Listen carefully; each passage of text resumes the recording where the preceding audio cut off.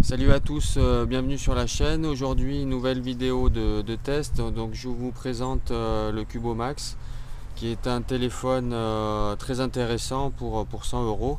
Donc, je l'utilise depuis quelques semaines et je vais pouvoir vous dire un petit peu ce que j'en pense. Allez, on commence.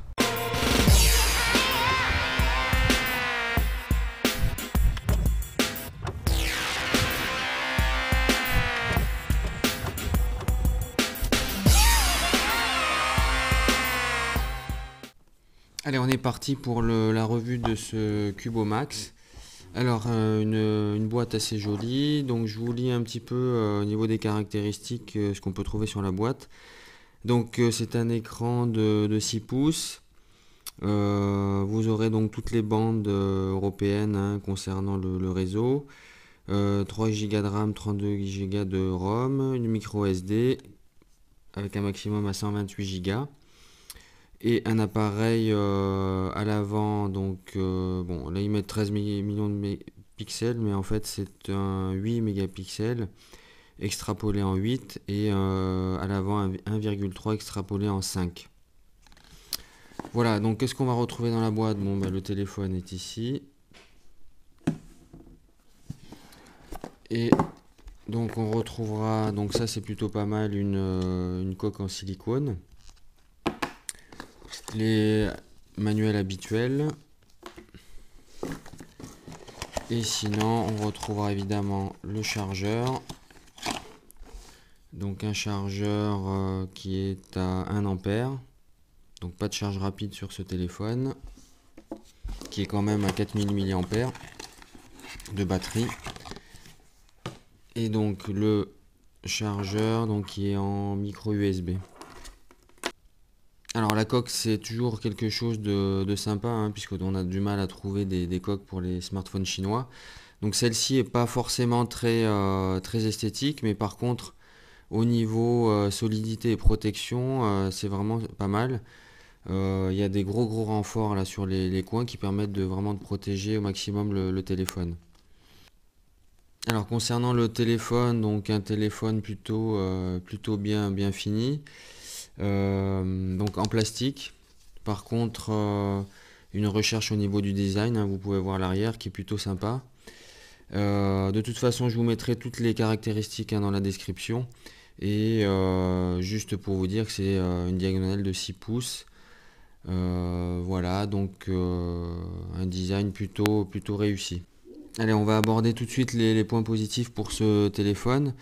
Alors dans les points positifs, on mettra la qualité d'écran qui est, malgré qu'il soit seulement HD pour un 6 pouces, on a une définition d'image qui est vraiment sympathique, avec aucun défaut particulier. Alors autre chose de sympathique, ce sera la qualité du processeur. Donc on a un octa-core 1,3 GHz qui permet sans problème de naviguer dans l'interface de façon très fluide et d'utiliser la plupart des applications sans aucun souci. Pas de ralentissement ou enfin la plupart des applications fonctionneront à merveille sur ce téléphone. Alors autre chose qui est plutôt sympa sur ce téléphone à peu près 100-150 euros, c'est la mémoire, puisqu'on se retrouve avec une mémoire de 32 Go avec une extension possible par une micro SD et plus l'OTG évidemment. Donc on regarde ici, bon il y a quelques applications qui ont été déjà installées, mais on se retrouve à la base, il nous reste quand même 25 Go de mémoire. Alors autre point fort de ce téléphone, ce sera la batterie qui fait 4000 mAh, donc qui vous permettra de utiliser votre téléphone de façon normale, on va dire entre guillemets, au moins 2 jours. Et cerise sur le gâteau, cette batterie est amovible, donc vous pourrez la changer éventuellement. J'en profite pour vous montrer donc les emplacements des deux cartes SIM et l'emplacement pour la micro SD. Allez, on va passer au point négatif. Donc sur le design, on pourra mettre l'aspect plastique, puisqu'il est complètement en plastique. Cela dit, bon, pour le prix, c'est pas étonnant. Bon, ils ont quand même fait l'effort d'avoir un design plutôt sympa et recherché, surtout à l'arrière du téléphone. Alors autre chose que j'ai pas trop apprécié sur le téléphone, c'est lors de l'installation de la carte SIM, j'ai eu beaucoup de difficultés à, à ce que le téléphone reconnaisse la SIM. Je pense que c'était une question de position, donc en tâtonnant plusieurs fois, bon, le téléphone a fini par la reconnaître. Et aussi par rapport aux textos, les textos longs ne voulaient pas passer au départ. Donc il a fallu, pourtant les APN étaient correctement paramétrés. Donc j'ai gardé, donc moi je suis sur un abonnement free. Donc j'ai quand même rentré à nouveau les APN en gardant enfin, exactement les mêmes paramètres. Et depuis ce temps-là, ça fonctionne. Donc pour l'instant, j'ai pas eu d'autres soucis. Alors autre chose qui m'a un petit peu gêné, c'est concernant la batterie. Bon, c'est vrai qu'on a une belle batterie de 4000 mAh, ça c'est bien. Mais on n'a pas la recharge rapide. Donc du coup, pour passer de 0 à 100%, c'est au moins 3 heures. Donc pour moi, c'est un petit peu beaucoup. C'est un petit peu dommage, ils auraient pu nous mettre une charge rapide pour une batterie aussi importante. Alors autre chose un petit peu dommage sur cet appareil, ce sera la qualité des photos. On est sur un 8 mégapixels interpolé en 13.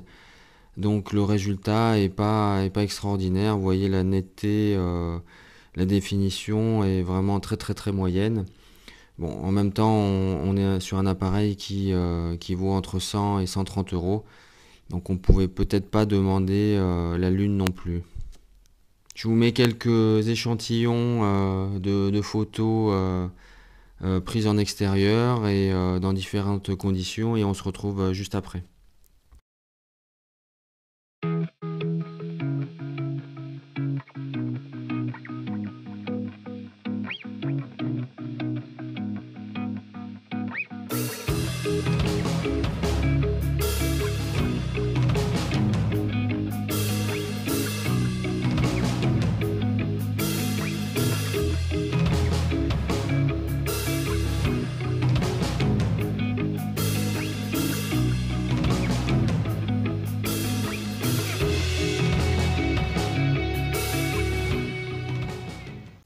Allez, on est parti pour le bilan de ce Cubo Max.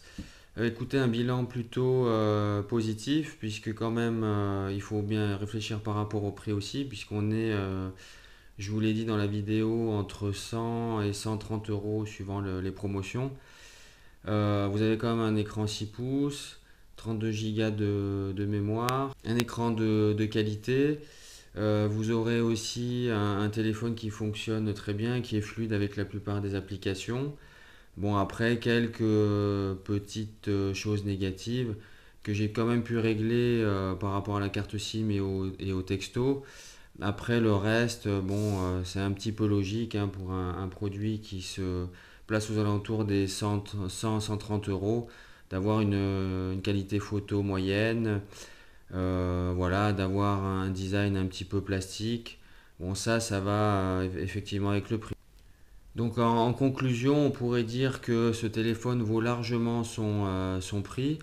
Je vous laisserai de toute façon toutes les spécifications dans la description et le lien pour l'acheter sur Gearbest. Donc je vous dis à peu près entre 100 et 130 euros, ça les vaut largement. Voilà, je vous laisse là. N'oubliez pas de vous abonner. Vous aurez le lien dans la description. On se retrouve bientôt pour d'autres tests. Ciao!